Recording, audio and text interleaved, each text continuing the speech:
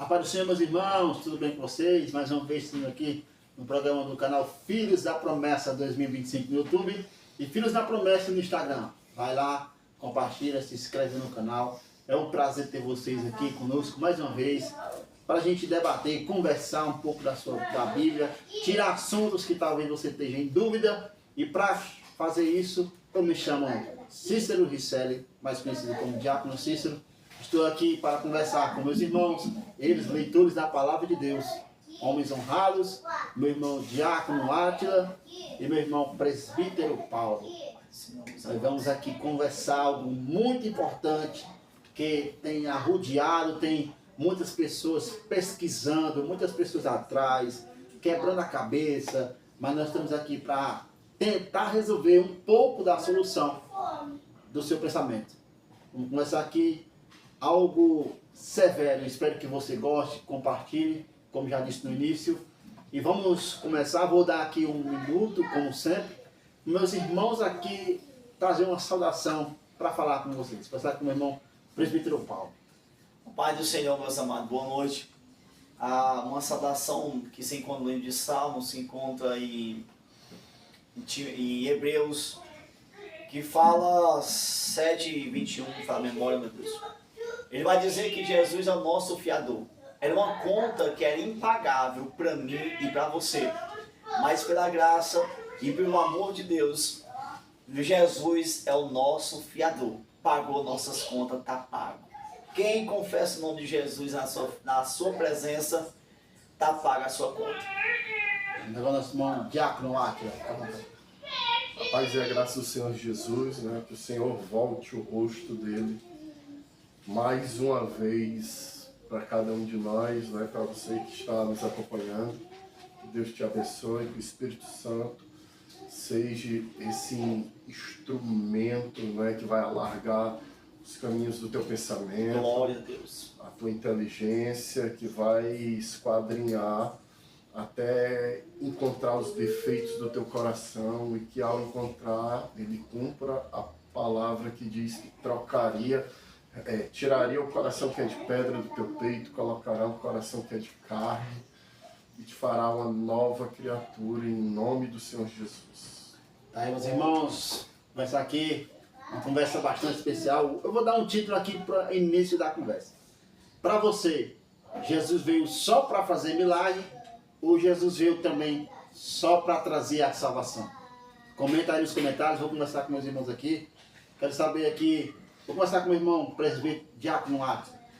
Quero que tire essa dúvida. Se Jesus veio, como muitas pessoas vêm atrás, perguntam, atrás de milagres, né? Vem atrás de bênção.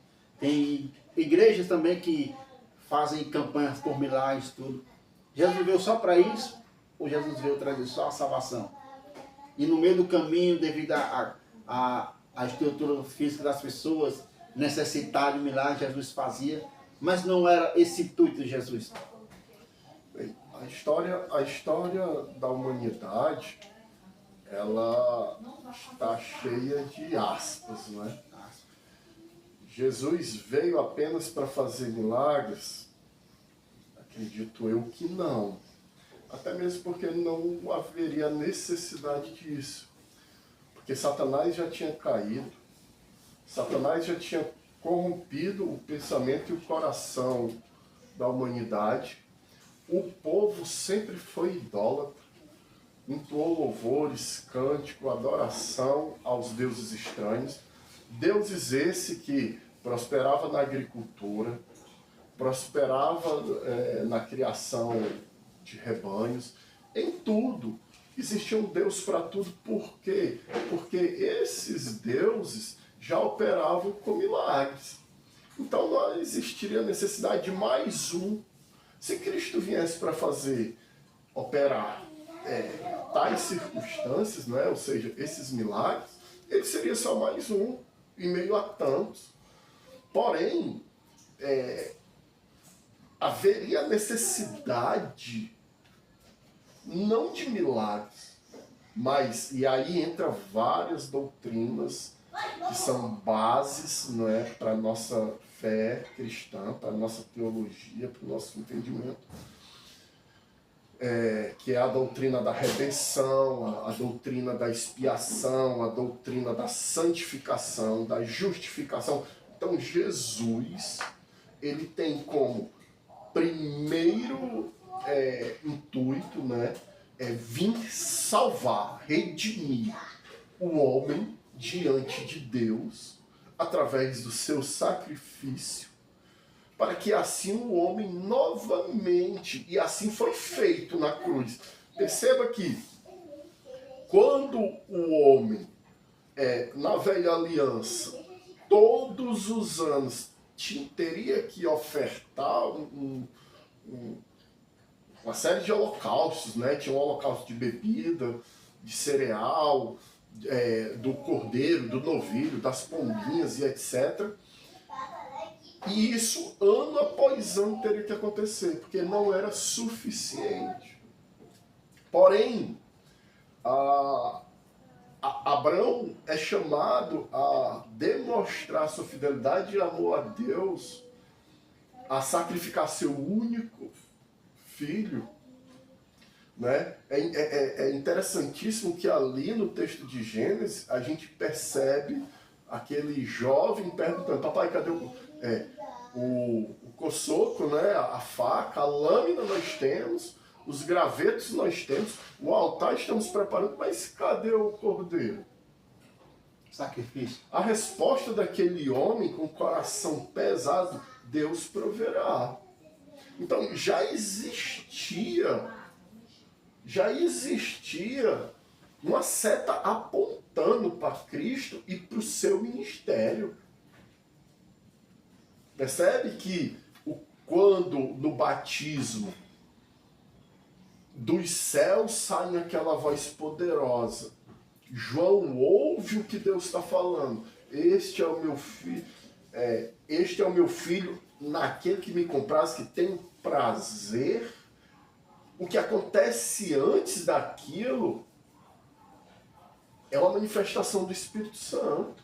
Você percebe que quando Jesus vem se aproximando, antes de ser imerso nas águas e de ser declarado o Filho de Deus, aonde ele tem prazer, é dito pelo profeta João: eis o Cordeiro de Deus. Sabe o que ele está dizendo? Ele está dizendo assim, o Cordeiro do sacrifício, que Abraão disse que Deus iria prover, Deus está provendo. Trouxe a nós. Ele o encaminhou até nós, né? Então, é entendimento meu, não tenho como provar isso ainda. Porém, Isaías, no capítulo 9, quando tem aquela conversa, aquela interação: quem enviarei? Na minha opinião, aquela conversa não é com Isaías.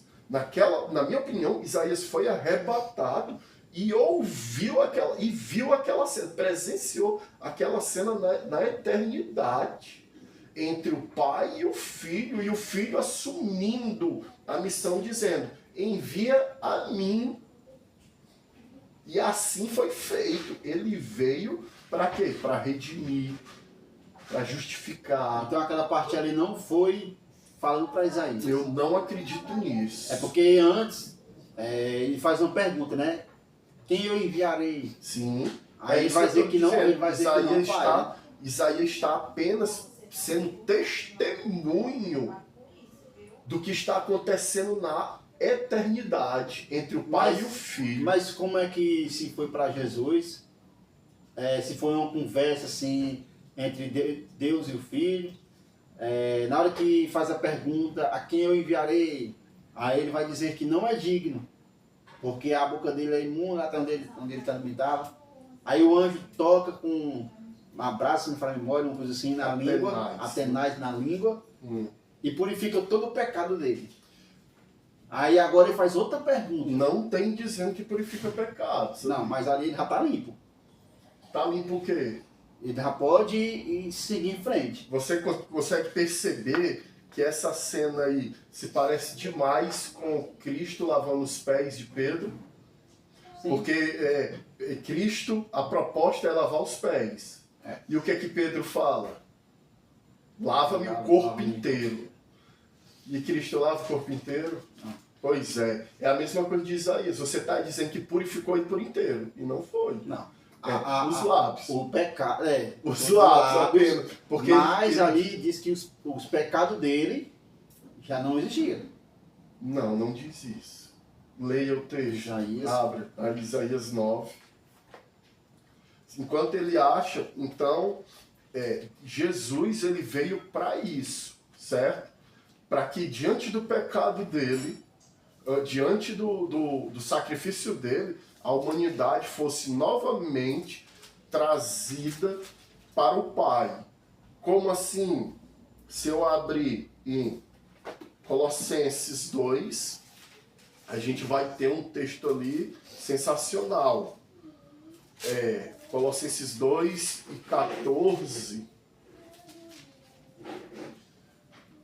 e 13 vai dizer assim: quando vocês estavam mortos em pecados, isso é toda a humanidade, e na incircuncisão da sua carne, Deus os vivificou com Cristo. Ele nos perdoou todas as transgressões. Olha, perceba que Deus, diante de um sacrifício, daquele sacrifício nos perdoou. Não foi algumas, não foi uma ou duas, foram todas. Desculpa, Isaías 6. Nos perdoou de todas as transgressões e cancelou ali a escrita de dívida que constava em ordenanças que nos eram contrárias. Ou seja, existia uma escrita, um contrato, um termo. Tem até um louvor, uma música do Fernandinho, que ele cita esse texto, né? E aí ali, naquele momento na cruz, no sacrifício do Cordeiro de Deus na cruz, essa escrita, essa dívida foi quebrada, aniquilada. E não apenas a nossa dívida foi aniquilada, irmão Paulo. Não apenas o sacrifício de Cristo, ele é tão perfeito que não apenas as nossas dívidas foram pagas. Perceba que o texto vai além. Ele diz: e cancelou a escrita de dívida que consistia em ordenanças e que nos era contrária. Ele removeu ali, pregado na cruz, e tendo despojado os poderes, as autoridades, fez deles um espetáculo público, triunfando sobre eles na cruz. O que ele está querendo dizer? Que ali na cruz, não apenas ele cancelou as nossas dívidas e pecados, mas ele também tomou de volta das autoridades. Que autoridades? De Satanás, porque ele jaz o príncipe desse mundo. Então, lá na cruz, de volta, ele toma esse poder, essa autoridade de Satanás, ok? É por isso que hoje, a Bíblia nos revela que somos livres. Somos filhos de Deus. Posso ler aqui?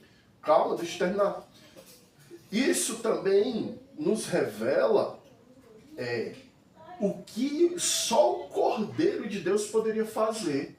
Então, para responder a sua pergunta, o que foi que Cristo de fato veio fazer aqui?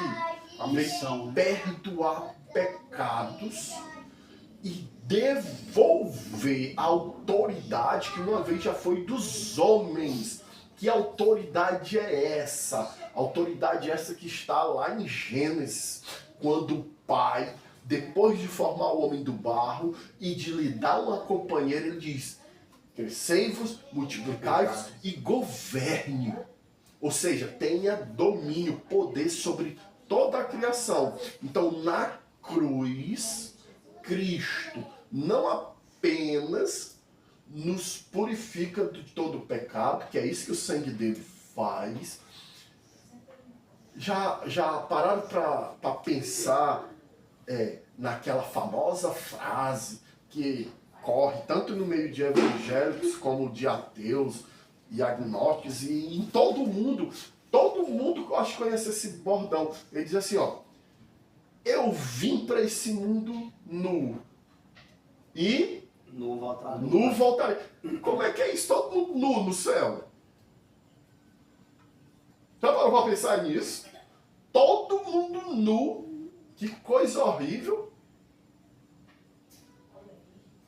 Não é porque as E pessoas, aí? não é porque as pessoas acham que, como foi tipo Adão e Eva, acham que a nudez não se enxerga no céu. Mas sabemos que isso não existe, mas devido ao ditado, É que só quando que a criança, inocência que Adão e Eva tinha lá antes do pecado, não volta para não nós. se Porque a condiz, gente né? nós já conhecemos o pecado. Já Não conhece- vivemos mais nele. E Nós aí, conhecemos. como é que faz isso? Todo mundo nu no céu. A Bíblia diz que nós vamos ser transformados e chegar no céu. Mas transformado em quê? Nós somos o quê? Por mais nós sejamos cristãos, lavados, remidos pelo sangue do Cordeiro, seja uma nova criatura em Cristo, ainda somos pecadores. Como? É impossível que um ser humano viva na terra que ele nunca cometa uma falha Não, do pecado. esquece a terra. No céu. Depois que morre. Antes de chegar no céu, um corpo incorruptível. Um corpo Aí não o se corpo corrompe. incorruptível, então, não tem pênis nem vagina. Tem. Então, como é que vai ser Mas isso? ele vai ser transformado antes de chegar no céu, porque nada impuro chega no céu. Não, mas O pênis e a vagina é impuro. Não é impuro. eles Não estão fala dizendo, dessa eles estão parte. dizendo que É isso que eu tô querendo entender. eu vim ao mundo nu e vou voltar nu. Sim, e aí? Como Mas é no que a céu ela gente... vai ter umas vestes brancas. Não, mas quando morre também. Quando morre, a pessoa Foi é para bem isso que vestida. Cristo veio. Perceba que lá em Apocalipse 14, quando tem os mártires gritando e clamando pela Eu falei justiça você de também. Deus, você percebe que eles vão ganhar vestes novas. Vestes esta que o Senhor, através do sacrifício dele,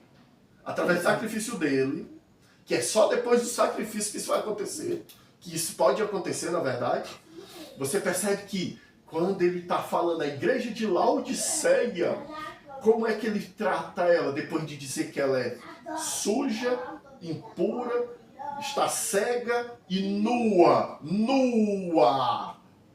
Porque o pecado te deixa nu. As vestes dos santos não é de tecido, não é poliéster, né? É algodão. As vestes do justo é santificação. Glória a Deus. Aí Qual é a maior pobreza? o que é que Jesus fala através de João para a igreja de Laodiceia? Diz: aconselho-te que de mim, olha que maravilha, aconselho-te que de mim compre colírio para teus olhos, ouro puro e refinado Ouro puro. e vestes brancas De puras. santificação. Porque é em santidade que você é vestido. É o que Isaías está acontecendo É com por isso que Isaías. sem santidade, diz o escritor de Hebreus, ninguém verá Deus. É o que Isaías acabou de dizer aqui de Porque 6. sem essa santidade, Olha. tu estarás nu, e nu tu não pode se apresentar diante do grande Deus. É o que aconteceu do no livro de juiz. Isaías, que você acabou de dizer. Que ele está dizendo aqui, que ele acabou de ver que Cristo ia morrer, devido ao pecado dele. Aí o que o anjo vai e toca na tenaz com a brasa viva, aqui está dizendo aqui, ó, com uma brasa viva, ó, na mão, uma brasa viva, que tirou do altar e com um tenar. E ele tocou minha boca e disse: eis que isto tocou teus lábios, e tua iniquidade foi tirada, e purificado o teu pecado. Não tem mais pecado. Aí quando o anjo pergunta de novo, Certo, mas ele isso vai dizer: não... eis-me aqui, não. Tu vai continuar Não, olha, lendo para ver se aqui, ó. ele diz isso aqui. Depois disso, ouvi a voz do Senhor, que dizia: a quem enviarei? E quem há de ir por nós? Então disse eu: aqui, ó, Pois é. eis-me aqui. Qual é a tua tradução? Tradução? Se eu te disser que ela não está nem perto da do original. Tu acha que não tá? Não, eu não acho. Eu estou lhe dizendo que ela não Corrigida. está nem perto do original. Então quer dizer o quê? Então não foi Isaías que falou. E eu acredito piamente que não. É porque ele está dizendo aqui, ó, e disse eu. Pois é. Então quer dizer que aqui está contraditório. Não, olha, perceba que o texto começa assim, ó. Então ouvi o Senhor dizendo. Então, Ouvir é o quê? Eu sou um ouvinte, eu estou ouvindo. Ouvir a voz do Senhor. E alguém está ali conversando.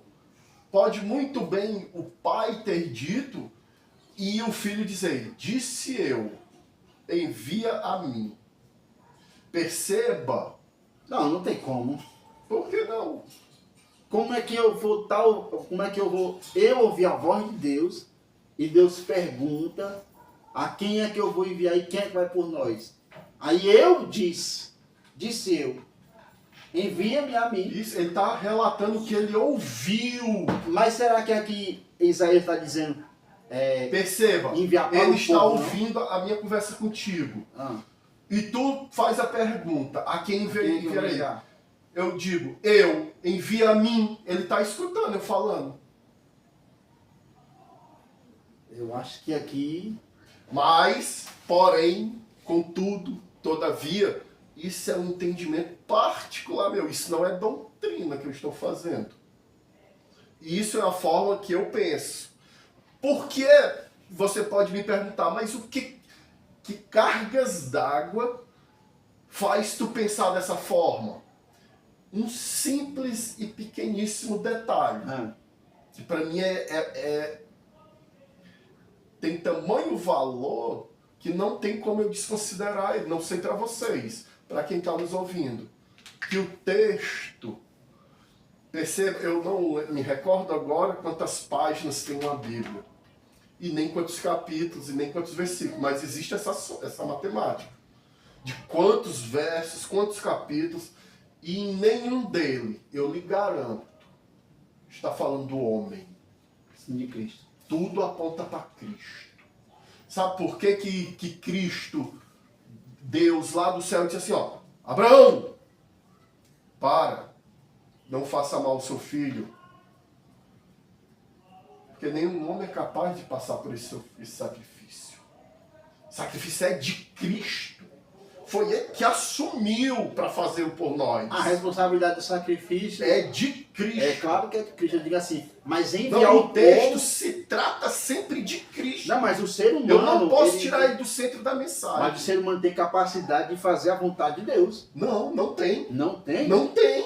Como é que Deus... Jesus... Sansão fez a vontade de Deus. Não, escute. Saul fez a vontade de Deus. Não, aí você tá partindo pro outro lado. Davi fez a vontade de Deus. Não, você está falando da vontade que o Não, homem que tem. Isaías foi Eu quero enviar... saber se Davi fez a vontade de Deus. Não, mas Isaías ouviu a voz de Deus Não, tá certo. para enviar o povo. Amém. Foi Isaías. Não Amém. estou falando de sacrifício. Pronto. Amém.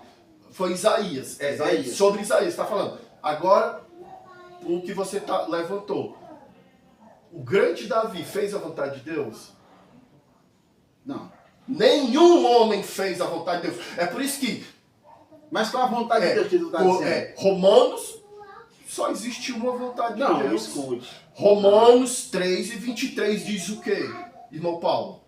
Romanos 3:23. 3:23. É. Ou é 6:23? Não, 3:23. Pelo amor de Deus. Porque todos pecaram, 6. destituídos da glória de Deus, foram expulsos. Sabe por quê? Porque nenhum homem foi capaz de fazer a vontade de Deus. Nenhum sequer. Mas se nenhum homem é capaz de fazer a vontade de Deus, e por que Deus envia as pessoas? Para fazer. Meu Deus do céu. É porque uma coisa não tem nada a ver com a outra. Não. Porque ele vai enviar quem? Mensageiros. As pedras, os Não. anjos. Então, se você escuta a voz de Deus e você pratica... Você não pratica. Não, Se o cara. Espírito não se fizer habitante de você, você só vai para onde? Sabe para onde? Para pornografia, para promiscuidade, Mas em Atos pro 2, sexo. o Espírito não habitou ali? E o que tem a ver Atos 2 com o que a gente está pensando, cara? Se é o Espírito do Senhor que... Não, a conversa não tem nada a ver com isso. A conversa está dizendo que o homem faz ou não faz a vontade de Deus. Sim, a partir do momento que você recebe o Espírito Santo e você pratica tirando os pecados, o livro de Tiago vai dizer, se você faz o mandamento e peca um, você está pecando em todos. Mas a partir do momento que você escuta a voz de Deus e a faz, Claro que o ser humano não é capaz de fazer tudo. Não existe a Então capacidade. você está respondendo a questão. Então, mas ele faz a vontade de Não, Deus. não faz. Você acabou de dizer que Tiago disse: se tu peca num, tu pega em todos. Foi tu que disse isso, não foi nem eu. Não, mas no Novo Testamento diz. Sim, então tu mesmo respondeu, o homem não faz. O homem não tem capacidade de fazer a vontade de Deus. Meus irmãos, é assim, ó. Na parte que vocês não estão se encaixando, ele diz que o homem não tem capacidade, porque o homem sempre vai ter falhas.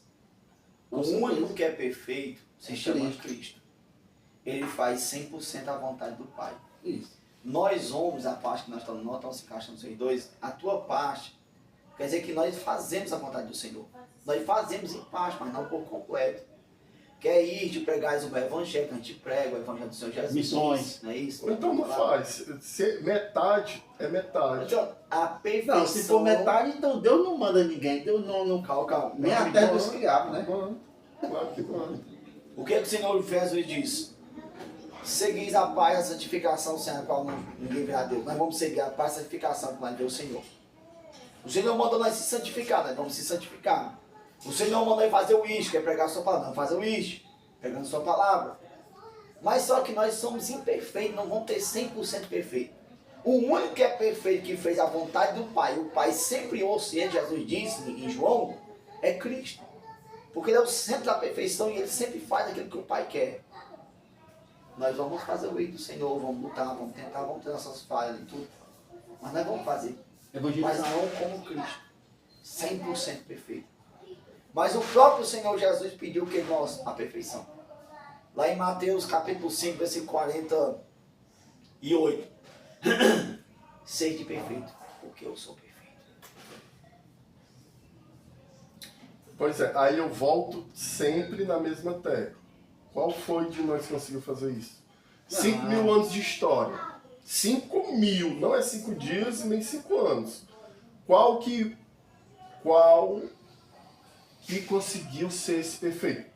Então você está respondendo a sua pergunta. Não. E eu vou citar ainda o poderoso apóstolo Paulo. Porque o grande apóstolo Paulo olha para ele mesmo e diz: miserável homem que sou, aquilo que não quero é o que faço.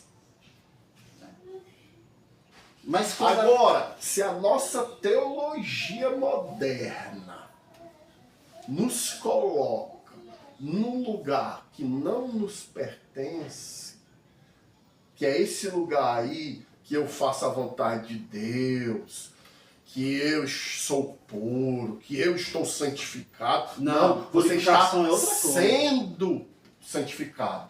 Você está sendo. É uma construção que vai se encerrar no céu. Depois que a gente morrer, e aí Cristo nos chamar. Ou então aqueles que não acharem a morte, forem chamados naquele grande dia, aí beleza. Mas enquanto isso, nenhum de nós alcançará a medida e a estatura do varão perfeito. Nenhum. Irmão, deixa eu mudar aqui um pouco de assunto. Tu falou do ditado popular que vem nu e volta nu, né? Quando foi ontem surgiu essa pergunta, mas só que no meio do pentecostal, no meio de muitos irmãos, tem assim, ó: eu vou comer o melhor da terra. Isaías fala isso, né? De comer o melhor da terra. Muitas pessoas pregam: se eu sou filho de Deus, por que eu sou? Por que acontece isso? E você vai comer o melhor dessa terra.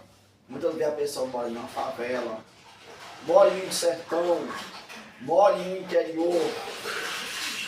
E as condições financeiras daquele homem que é cristão, diz assim, ó: você vai comer o melhor dessa terra.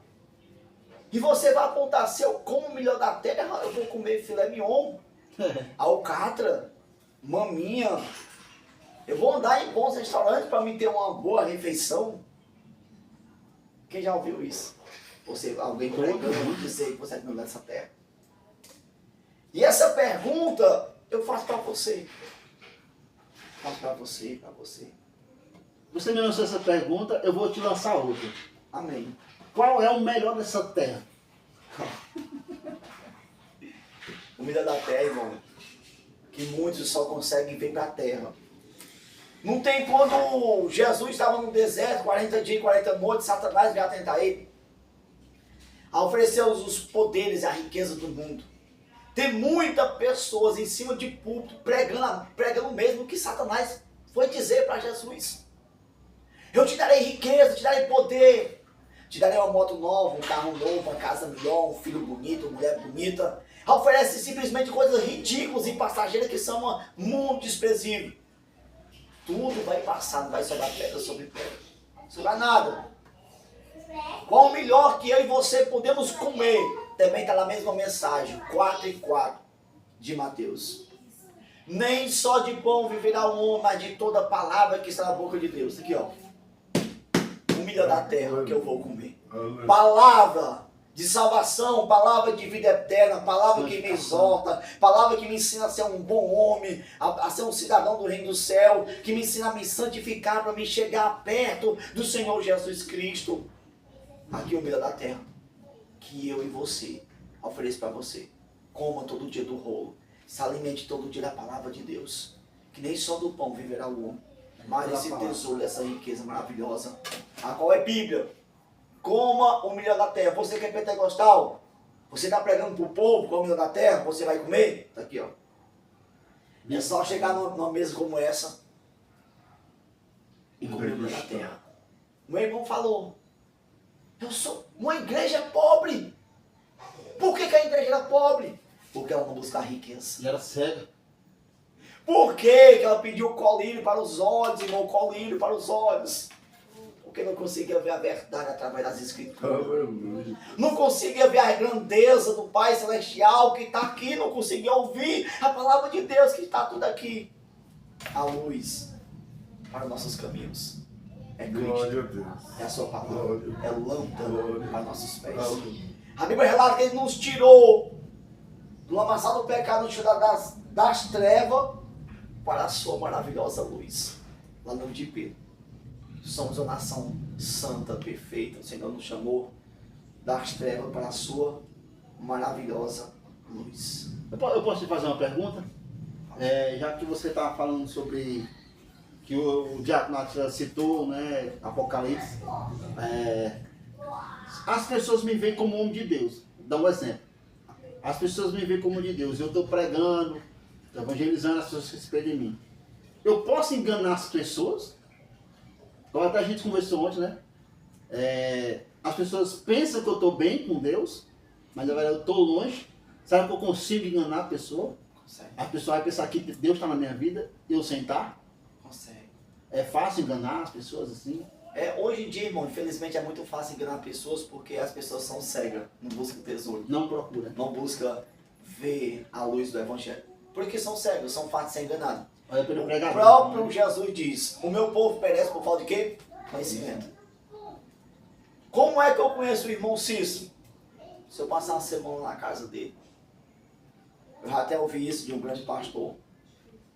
Ele disse, como eu posso? Convidou, viu? Se convidou. Como eu posso conhecer ele? A forma que ele trata a sua esposa, a forma que ele trata os seus filhos, a conduta dele, a forma dele se expressa. Porque a Bíblia também diz que eu conheço uma ave pelos seus frutos. Se for fruto de Deus, como é que eu vou conhecer? Ele diz que essa árvore aqui dá um fruto. Ou de arrependimento, porque um dia a máscara cai, um dia o falso aparece. Pode até fazer uma capa, mas o seu por dentro é podre. E a podridão, irmão, lá e vai exalar em todo o ambiente. Um dia aparece os erros. Eu posso fazer uma pergunta aqui. Eu posso ter uns frutos bons, eu posso não ser batizado, mas eu faço conhecer pelo fruto, a pessoa é conhecida pelo fruto. Eu posso ter boas obras sem ser batizado, eu posso tomar ceia, mesmo tendo bons frutos e não sendo batizado. Eu posso tomar ceia. É pecado tomar ceia porque não é batizado. Vamos fazer uma pergunta mais, abranger mais o assunto. Irmão, uma pessoa que é junta, ele pode cear? Sem casamento. Né? Eu assisti esses dias. Vou primeiro falar sobre a história do batismo, né? Sobre a história do batismo. Quando a gente vai lá em Atos 18 e 24, a gente vai ver um servo de Deus chamado Apolo. E ali a Bíblia vai dizer que ele não foi levantado por ninguém. Existia naquele tempo ali as colunas da igreja. Pedro, Tiago e João eram chamadas colunas da igreja primitiva. Paulo, depois de 14 anos, para iniciar o ministério dele, teve que ir até as colunas da igreja para que eles ali empunhassem as suas mãos sobre eles, o abençoassem, e dali Paulo ia iniciar o ministério dele. Só que em Atos, lá quando vai falar do Apolo, no capítulo 18, você vai ver que Apolo não foi levantado por nenhum desses caras. E sabe o que ele estava fazendo? Um evangelismo de primeira qualidade, primeira linha. E aí o que Quem mais volta, irmão? Vai, diz. João. João Batista. Os discípulos, Senhor, tem um pegando teu mão, o senhor quer que nós para com ele? Jesus disse, quem comigo não junta, espalha. Então quem está somando, está juntando, não deixa ele não. Pois é. Entende? Então essa questão, o batismo é necessário por conta de uma metodologia. Porque, primeiro, o batismo é um mandamento. Foi o Senhor que mandou. É um mandamento. Ide, pregai, anunciai a todos os povos, línguas e nações, e os batize em nome do Pai, do Filho e do Espírito Isso Santo. até com Nicodemo, né? Isso. Então, o batismo é uma realidade, é um mandamento. Porém, eu só posso ceiar se eu for batizado? Talvez não. Por quê? A Bíblia não diz nem que sim, nem que não. Mas, porém, a ceia foi antes da determinação de Jesus. Jesus manda fazer o id depois da ceia. Ele primeiro ceia com seus discípulos, depois ele ordena, agora vão e preguem o evangelho a toda nação, língua e tribo. E pregue e depois os batize em nome do Pai, do Filho e do Espírito Santo. Isso ocorreu depois da ceia. Agora, a nossa teologia, a nossa doutrina sistematizou a liturgia eclesiástica e aí se achou apropriado para não se tornar uma bagunça, não é para não se tornar uma bagunça que a ceia só poderia ser após o indivíduo aceitar Jesus e em seguida ser batizado. Porque na intenção de que assim esse cara já estava firmado, já tinha certeza do que queria e não ia ficar naquele vai e vem, naquela coisa, não é bem o que eu queria, aí sai. Então, para que isso não acontecesse, se normatiza que a comunhão ali no momento de ceia seja após o batismo. Mas isso não é uma regra bíblica. E casar não? Hã? Sem ser casar também não pode ser? Pois é, cara, sabe? Não, mas não existe essa obrigação de ser casado para ceiar. Quer dizer que eu posso ceiar sem estar casado? Sem estar, claro. Adolescentes ceiam. Não, mas uma pessoa junta. Uma pessoa junta sem estar casado. Pois é. A questão... Tem muita gente que tem essa dúvida, né? É porque, como eu te disse, não é? A minha visão de casamento, ela é diferente dessas normas sociais. O casamento, ele dá sentido de unir-se de comum acordo e viver um para o outro em aliança e crescer e multiplicar. O casamento, para mim, dá sentido de família. Porém, as normas eclesiásticas atuais, as normas sociais proclamam que o casamento seja uma cerimônia civil diante de um juiz, dentro de uma instituição que possa certificar aquilo que a gente chama de cartório. E aí, em seguida, a gente vai até o líder lá, não é? O sacerdote, seja um padre ou um pastor, e ali ele promove uma cerimônia religiosa. Um edito, né? E aí o indivíduo está devidamente casado. Ah, bem, isso é errado? Não, não acho. Só que também não acho, e aqui eu não, de novo, eu não estou falando a doutrina, certo? É que o cara que já está há 12, 20 anos vivendo com a mulher, ele nunca foi no cartório e ele nunca foi lá da igreja, mas perceba, ele está há 20 anos, o filho dele já está na faculdade. Nunca traiu. Nunca traiu a esposa dele. Foi um homem e uma mulher dedicados um para o outro e com a família. Me diga agora, qual é o motivo que eu tenho de barrar uma ceia de um indivíduo desse? Eu não tenho esse respaldo bíblico para fazer isso, certo? Agora, é claro, se um dia Deus achar por bem, né, me fazer passar por uma situação dessa, é claro, claro que sim. Vou tentar entender quais motivos levam aqueles dois a não oficializarem a relação deles, né, de forma civil lá com a juíza. Qual o problema dele ir até o altar e ali, não é, participar daquela cerimônia e deixar tudo bonitinho e etc, etc. É claro que eu vou fazer isso. Eu não estou aqui para ser um rebelde, nem querer desfazer uma tradição de longa data. Porém, eu não acho Que não precisa. que... Não que não precise, porque isso aí é muito relativo. Mas que a Bíblia não me dá base bíblica para isso.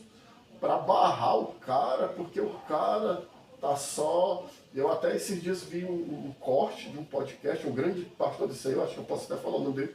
Pode. Um pastor que eu tenho muito respeito por ele, o pastor César Cavalcante, e ele dizendo que fazia parte, era pastor de uma determinada denominação, e ele viu uma situação como essa. Né? A mulher e o marido ali iam ceiando e sofrendo porque queriam participar da ceia, e ali era contra, né, a doutrina daquela igreja e etc. E aí ele foi lá, viu aquilo, incomodou tanto ele que ele foi lá e levou. No momento da ceia, pegou lá o copinho, o pão para os dois, pode ser, toma. E aí depois ele foi chamado a atenção, ele foi expulso daquela...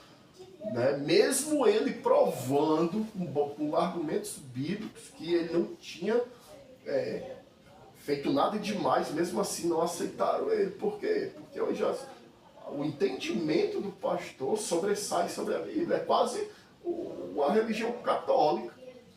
Irmão, assim, ó, nessa parte se torna uma ignorância grande. De qual forma? A Bíblia é bem clara de dizer assim, ó, que o homem examina a si mesmo. Isso aí. Não é verdade? Eu não estou dizendo que você vai estar todo errado, isso eu não. Só quer dizer que você é responsável por você mesmo. A Bíblia te deixa responsável por você mesmo. Examine-se o homem a si mesmo e sei. O pastor não pode barrar ninguém de tomar Santa Ceia. Por quê? Eu estou pregando, eu estou dizendo, estou falando, estou ensinando, estou instruindo. E aquela pessoa que está ouvindo, a Bíblia diz, examine-se o homem a si mesmo e sei. forma bem mais. Mas a pessoa que não é casada, tu acha que deve ceiar? Quem não é batizado? Se Da a tua partir- opinião, tua... Se a partir do momento que o homem está se examinando a si mesmo, ele se achar que é digno de ceiar, sei. Se ele achar que não está, não sei. A gente vai ceiar com uma consciência pesada. Não sou o dia que eu fiz isso e tal. Então não sei. Tem alguns homens que eu não me lembro o nome deles mais no momento, eles se achavam indignos de tomar a Santa Ceia porque naquele dia eles não leram a Bíblia Sagrada. Aí vai indicar cada pensamento. Mas a Bíblia só diz assim, examine-se a si mesmo e toma a Santa Ceia. Então quer dizer Ninguém que é inocente, você é homem, você sabe o que você está fazendo. a pessoa pode tomar ceia se sentindo bem. Se você acha que está bem, pode ceiar. O que é que todo cristão vai ter que fazer? Ele vai ter que se examinar dentro da Bíblia Sagrada. Se tem poder. Eu estou andando conforme a Bíblia deseja? Estou. Eu estou conforme Cristo quer? Estou. Amém. É outra questão que eu sinto em discordar dos irmãos. Sinto muito mesmo. Queria ter essa fé toda para falar dessa forma, mas infelizmente eu não a tenho. Eu acho que o ser humano nenhum anda conforme a vontade de Deus. Nenhum. E isso já foi discutido aqui. Agora, eu quero que você preste atenção que em 1 Coríntios, no capítulo 11, quando está falando das determinações da ceia, você vai perceber que não tem nada a ver com pecado. É com esse tipo de pecado. Ah, porque eu me chateei com fulano ali de manhã, à noite eu não vou cear. Ah, porque eu discuti com fulano, de noite eu não vou cear. Ah, porque eu falei uma mentira ali, de noite eu não vou cear. O texto não se refere a isso. Examinar-se quer dizer o que então? 1 Coríntios, capítulo 11, vai falar sobre uma situação que estava acontecendo na igreja de Corinto. Você vai ler e vai perceber que ele vai falar sobre, primeiro, a ceia lá não é igual a ceia que a gente faz. A ceia lá, de fato, era um banquete. As pessoas vinham e traziam. Trouxeram o cordeiro todo, inteiro, assado. Aí outro vem com a tigela, zona de cuscuz, outro com vatapá. Era assim. Lógico, eu estou falando das nossas comidas típicas. Estou parafraseando. Mas era dessa forma. E adivinha o que é que acontecia? Os ricos, os que estavam levando mais, comiam mais. E no final, sabe o que é que acontecia? Os mais pobres continuavam com fome. É sobre isso que Paulo está dizendo. Examine a si mesmo se o que você está fazendo aqui É correto. é correto. Não é o pecado que tu cometeu, não, cara. Não é a mentira que tu falou, não. Lógico, tem a ver com pecado? É claro que tem. É o corpo de Cristo, né? Porém, você tem que andar em santidade. Porém, querido, o que o texto está falando é que uns estavam bebendo e comendo demais. Não tem nada a ver com o pecado que eu cometi de manhã. Que Meia hora impede- antes. Aí, o texto diz assim, ó, é por isso que muitos morrem. Mas morrem de quê? Do infarto, glutão, sem Infarto juízo. demais. É de um AVC, porque tu tá bebendo demais, enchendo a pança, sem controle. É por aí que os mais religiosos vão nesse texto e vão dizer que é porque tu está impuro, está em pecado. Não tem nada, querido. Eu lhe dou um conselho e lhe faço um convite. Clame por aquele texto que a gente acabou de falar, irmão Cícero. E aqui eu já faço as minhas últimas palavras. Já estamos encerrando. Clame pelo colírio que Jesus ofereceu para a igreja de Laodiceia. Clame pelo ouro refinado, mas clame pelo Espírito Santo que vem e te revele as verdades que se encontram aqui, para que você tenha compreensão. Porque, querido, coisas maravilhosas vão ser encontradas aí, mas o Espírito Santo tem que nos trazer revelação. Pois é. Meus irmãos, ficamos por hoje. Agradeço a vocês a paciência de estar conosco. Você que está gostando do programa, deixa seu like, curte, compartilha. Nós estamos aqui mais uma vez tentando de uma forma não prejudicar sua doutrina, seu ministério, nem radicalizar o seu pensamento, mas que você abra o seu coração e tenha novos entendimentos do que a Bíblia é capaz de fazer por você. Amém? Vou falar aqui, passar para os meninos da saudação final, 1 minuto de cara para a gente encerrar. E eu já agradeço mais uma vez a você. Você de outro país, você do Brasil, você de outras cidades. Obrigado a vocês pelos comentários. Obrigado a vocês pelo compartilhamento. Garanto a vocês que toda semana, uma vez, como está lá, quarta, sexta e domingo tem vídeos lá. Apareça lá que a gente está colocando vídeos para vocês. Em nome de Jesus. Passa para o irmão presbítero Paulo. Meus amados, um forte abraço. Busque a Cristo, viva Cristo e não saia do barco. Amém. Deus os abençoe. Amém, meus irmãos.